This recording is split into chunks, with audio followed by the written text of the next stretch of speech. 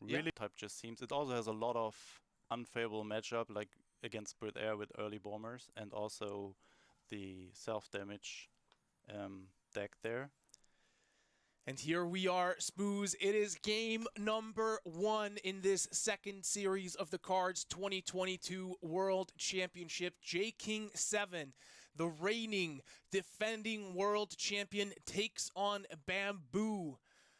And it's going to be Jagro versus US Frontline, and what a start that is. What a good mulligan for JKING there. He just had the feint retreat selected. He found 15th Cavalry and the Befehlswagen. Bamboo also with a very good starting hand here, but this play just denied Bamboo going to the front line anytime soon. Absolutely, and there we can see all the information that you want to know about the 15th Cavalry Regiment. We need to move the mouse there. There we go. 15th Cav and Befehlswagen attacking into this. 4 HP gone right off the top there. You want to learn about the 32nd Infantry Regiment? So this dive bombing was a really good top deck here for Bamboo. He can get rid of the 15 straight into the Befehlswagen, and suddenly the front line is empty there. And now it's a good chance for Bamboo to gain it maybe back next turn, because as we see, Shinodo is getting deployed but cannot go to the front line yet.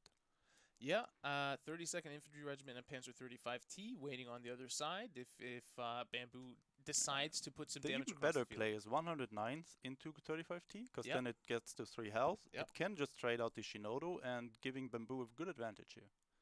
That's a great point.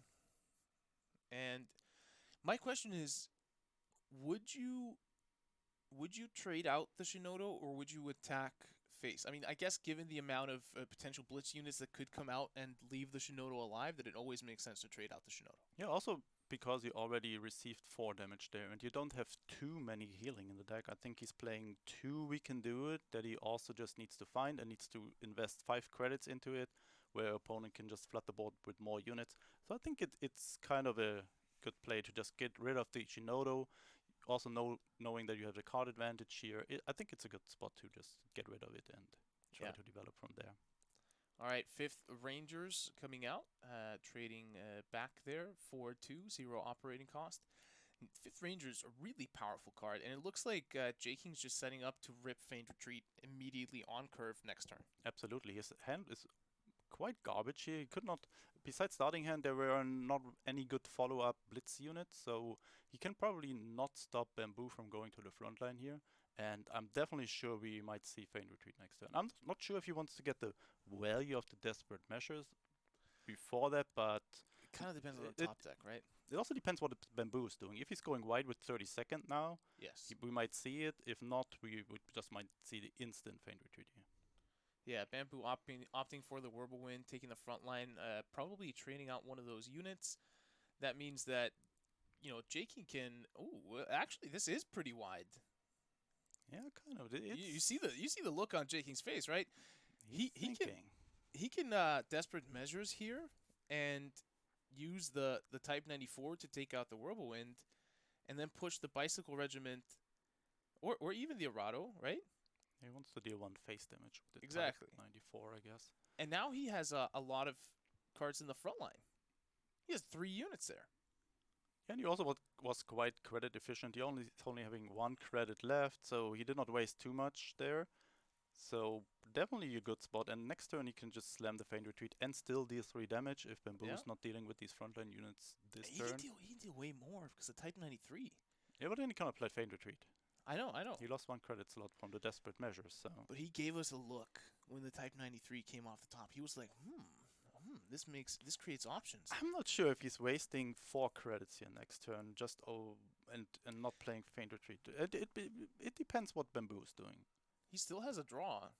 I mean, this is 5 damage. This puts Bamboo down to 8. It's more. It's Whirlwind as well.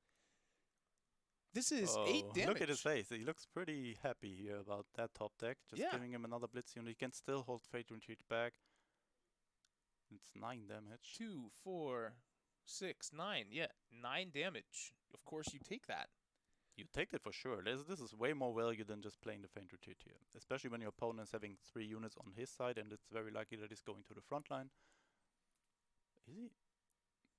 Looks Wait, like what? he doesn't want to rush.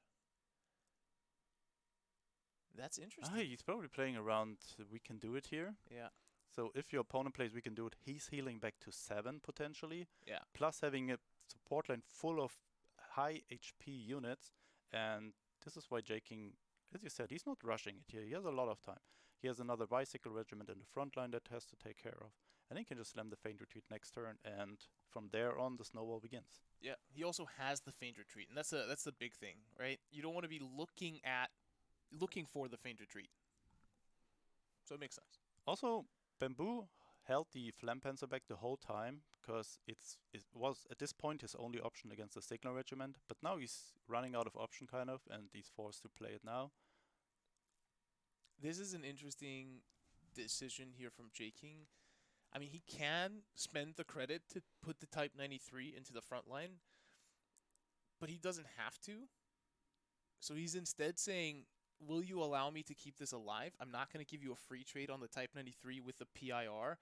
I'm going to have you pay everything that you might need to pay to move up and attack it. And it worked out because Bamboo opted to play the Sherman. And now he has feigned retreat next turn. He's going to be deploying everything with an additional attack. So now that's going to be a trade onto the PIR, where before it wouldn't have been. The Key and Sheelan, not really a good follow-up there, but the 15th Cavalry was a good find there to get rid of the PIR. And now Bamboo probably knows that he has the Sheelan, because there are not many units in JKING's list that cost more than 3. Oh yeah, you're correct. He floated 3 credits there. I think he would have played anything else. It could have also been Bombing Ray that he drew there. Or Sendai. Or Sendai Regiment, exactly. But yeah, Bamboo has to expect a very expensive or not so, or an order in JKING's hand here at this point. Now what do you do if you're Bamboo? Do you do strategic bombing and then trade the Sherman into the Key? You can also use the Flampanzer. Or yeah, Flampanzer, sorry. He really has to get rid of the Key. That's for very, very sure. He has also his Blitzkrieg in hand. Is he? Oh, he's gonna pop the Blitzkrieg. No, he he doesn't have credits. No, he can't. He's just keeping the Key alive. Look at JKING's face. He does not understand that play. JKING does not understand, and Bamboo does not look happy with the play that he made there. He screwed up. He just realized. Yeah. Maybe he thought the Blitzkrieg would reduce it to 0. Yeah, I think that has to be the case. Oh, he's really upset about it. I can only imagine how mad he's feeling now. And this is... I don't see how he's ever coming back from that one. That Key just goes phase now, I guess. Yeah, and there's a Type 93, so he can deal 7. The bad thing for JKING is that he doesn't have the ability to make up that 1 extra damage because he doesn't have a blitz unit that he can blitz into the Sherman in the front line and get that ping from the Signal Regiment. But this is going to be more than likely, unless some divine intervention happens on behalf of Bamboo here, this is going to be game number 1. And you got to ask yourself, looking at the emotional reaction there for Bamboo when he made that mistake, is this going to rattle him? Is this going to make him doubt himself moving on into the rest of this series? Because that felt like he played it all out in his head, then he went and did it, and he went, oh, I made a mistake. I made an oopsie. This is really, really bothering with your mind now over the next few games, I guess. You need to be very, very stable in your mind to get this one out of your head very, very fast. I hope for him that he is. And I mean, he's having options here. He can get rid of the Signal Regiment. And he is at 4 HP, so no bombing rate can kill him. There's a 4/7. Oh wait, he's just having Sheelan. What am I talking about? Sheelan has lethal. It's Sheelan. Oh man. And top deck's bombing rate as well. And with that, JKING7 takes the lead 1-0 in this second. And this is what he's doing. He's sticking with frontline. JKING choose to pick Brit Air instead. And yeah, I think this could be a good matchup here for Bamboo with all these sudden strikes, Flampanzers, half tracks to bounce the planes. This should be winnable. Yeah, this is where those sudden strikes and Flampanzers come in really handy. Yeah. And I think that also plays a role in what deck you choose, because he knows that he's probably teched this deck to be able to take on Brit Air. Brit Air is one of the likeliest decks to for JKING to bring in Game 2, so makes sense. Swordfish there with the beautiful alternative art, along with being golden. So it looks a far shot from the way the Swordfish looks for many players, but not for JKING.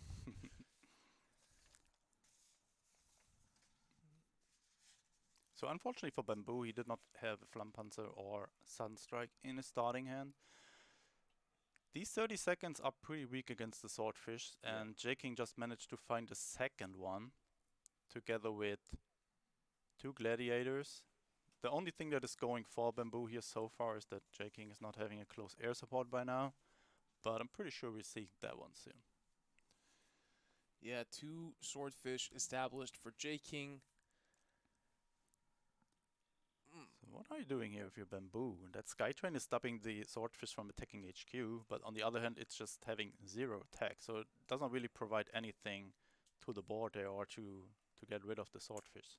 Yeah, I think, I mean, did get a great unit from it, though. It is a unit that is a threat. It's a unit that has 2 HP, and I think that's pretty big. It would absorb the attack from both of those Swordfish if they could attack it, but now JKING has to choose. You know, he has to develop the board. I don't think JKING is at a spot where he wants to do something like play the Monty. He could use air superiority, but he wants to keep that for a later date. Of course, air superiority would have done 3 damage to this Skytrain, would have allowed him to trade, but he's under no pressure. Also, he's having the Empire Strikes in hand, so Bamboo needs to find a way to get to the front line without losing his units there. So he kind of needs to protect them. Maybe move the Skytrain additionally to the front line, which actually would not be the worst idea here. Just move everything to the front line. You have 2 units there, kind of protected against the Swordfish. But on the other hand, you need to play around close air support here, right? Like if JKING's play looked really, really like close air support, and if JKING is having that here and you're making that play, moving everything to the front line, it's very likely that you just do your Skytrain, your other unit, and you're suddenly only left there with 1/32nd. And this is really, really a problematic situation for Bamboo here. That 5th Rangers, on the other hand, is a pretty good way to apply pressure here for JKING, because at the moment, he cannot really efficiently get rid of it. Instead, oh no, he could play air superiority and trade and attack with one of the bombers. This is a really, really good way to kill the 5th Rangers there. And I think turn 5 is the turn where just Bamboo shines with the Hellcat, but probably not going to if JKING plays the Monty here and just clocks his support line there, so he cannot deploy anything. I think that's it's one of those questions. I feel like there's so much value in Monty when you can block the support line completely that you almost always want to take that opportunity, especially in a unit-heavy deck.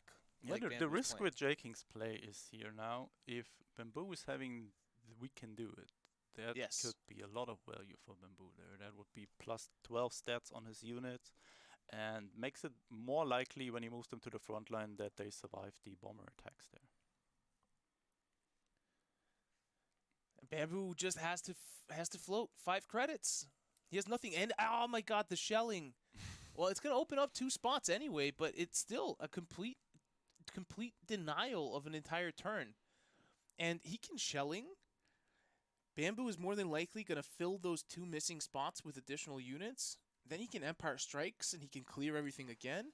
But there is the strategic bombing, and it's coming out before any close air supports hit those Swordfish in the back line, and that could be the lifeline that Bamboo needs.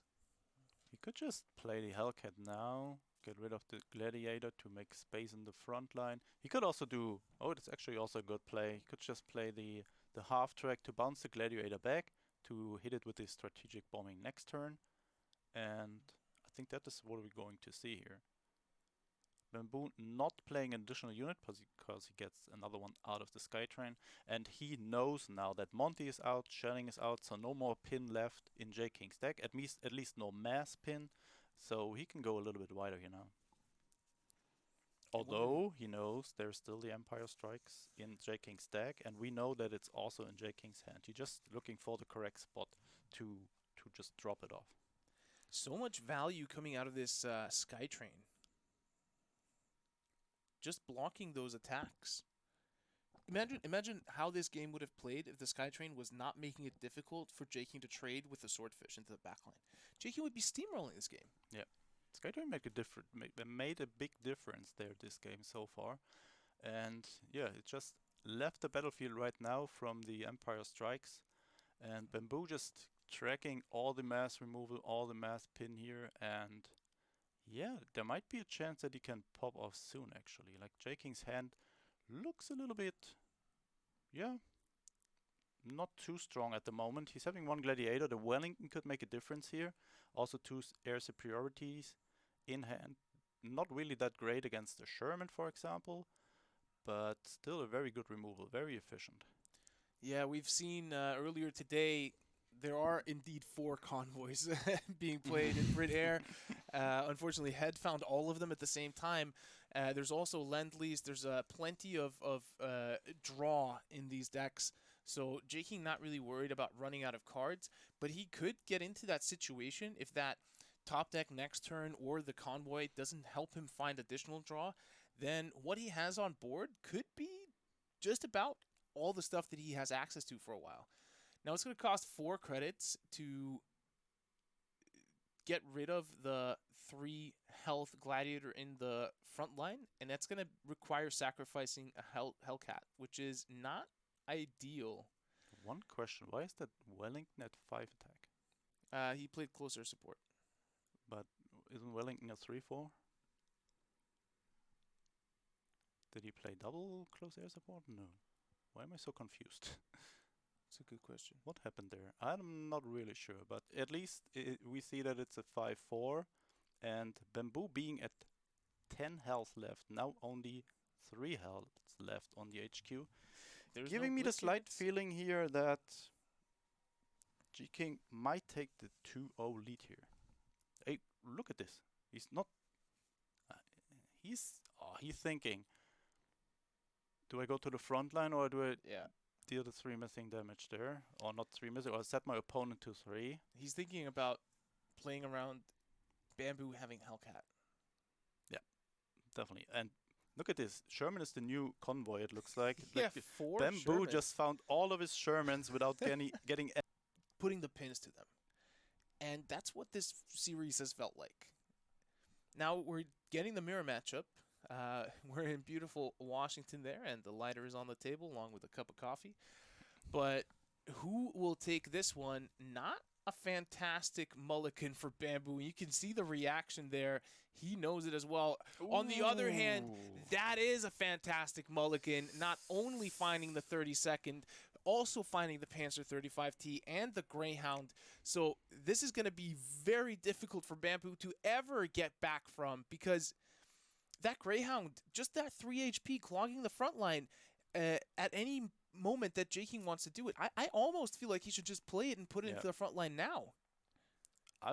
Honestly, I would have expected the Greyhound. I think this is why it's actually in the deck, kind of, one of the reasons.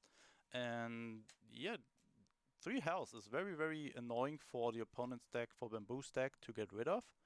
But I think JKING just wants to deliver the damage early on here, maybe force out a sudden strike, which we are actually seeing. Maybe even force the opponent to drop a 35T on his end, or more 32nd, or at least 1. But yeah, Bamboo really with a rough start here. Having to expend a sudden strike on turn 2 on a 35T is not really where you want to be at. Yeah, he does, however, I mean, he has the Whirlwind, so he can push it into the front line. That has 3 HP. That will require trading out 2 of the 32nd. Yeah, it's not too bad. Anything that has 3 health is, in general, really good against frontline. And now we see... Look at that! This is the value of the Greyhound now, yeah. I mean, with a Whirlwind, this would have not been possible. Like, I mean, it would have been possible, but would have left with a full support line there.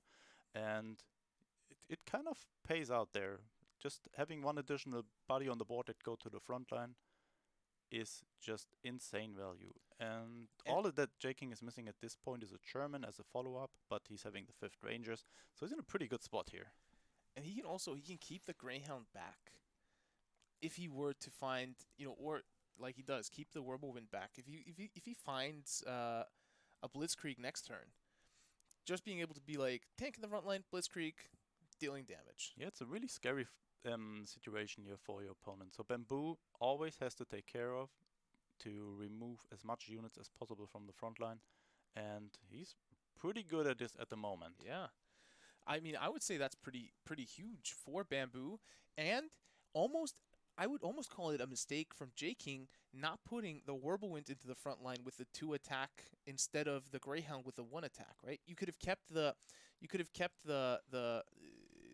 tank body in the support line, and that would have not enabled Bamboo to take the front line there, because the 35T would have died to trading out against the Whirlwind, and there would have been 3 health on it as well, so he wouldn't have been able to clear the front line. Yeah, that's really a good point. So we have JKING back in the front line. Not really what Bamboo wants to see. He has the 101st. This is a very scary unit here for JKING, because you don't want to bounce this with a half track. You cannot easily trade into this, although it's having 3 health, but with the 4 attack and ambush, it's really hard to get rid of. But Bamboo just sacrificing it into the 5th Rangers here. I mean, he kind of has no other option. Like, look at his hand. Again, 2 Shermans without control of the front line. The Wirbelwind and Flampanzer maybe can do something next turn, but strat bombing. Dive bombing coming in, that will take out the Whirlwind. You can also just trade the Wirbelwind into it maybe and keep the dive bombing for later. Like, if there's just another 5th Rangers in the front line, he can use one of the Shermans maybe to set the attack to 0, make your Sherman survive, but he just decides to not do that. He wants to deliver damage to face, it looks like. And now JKING slowly running out of cards. Yeah, it's also, I think it's not really about dealing face damage here. I think in the mirror, it's just about controlling the board. And I would have preferred to just have an additional body on board here to get 1 Sherman to the front line maybe next turn in combination with the dive bombing, and then get draw out of the second one. Like, he's really running out of options here. He has more cards in hand, but JKING is having the way more scary situation here for Bamboo. Again, we see the power of 3 HP there. Both the Greyhound and the Whirlwind surviving. They both got buffed now by the 109th Combat Engineers, and all of a sudden there's 5 potential damage in the front line. Bamboo having to rip strategic bombing because he doesn't have anything else to do, and he's going to take 5 damage to face. That's going to put him down to 8. 5th Rangers can come out, and he could even opt to make it an 8-8 and operate it for 4 and threaten lethal in the front line. I do think he's going to go for the 0 up cost. Yeah, just because he's having 5 damage in the front line, and you don't really want to miss this. And this is just 1 additional body that Bamboo needs to take care of, and this should be really hard with this current hand. I'm not even sure he can top deck there. I think there's almost nothing. I think the game could have gone differently if we would have dropped the Sherman earlier and just have the body on board. With the dive bomb, it was just too strong against 5th Rangers. And look at this. Oh, 2 Shermans. 2 we can do it. This should seal the deal. Oh, okay, this is not bad. This is some really good draw. Snowball now gives him more bodies on the board. JKING is not having lethal next turn. He's 2 off. And what am I saying? He's 2 off. There are the 2 missing damage out of top of his deck, and this is it. That's gonna be it. Another 3-0. JKING7 3-0s Bamboo and secures himself the 2nd spot.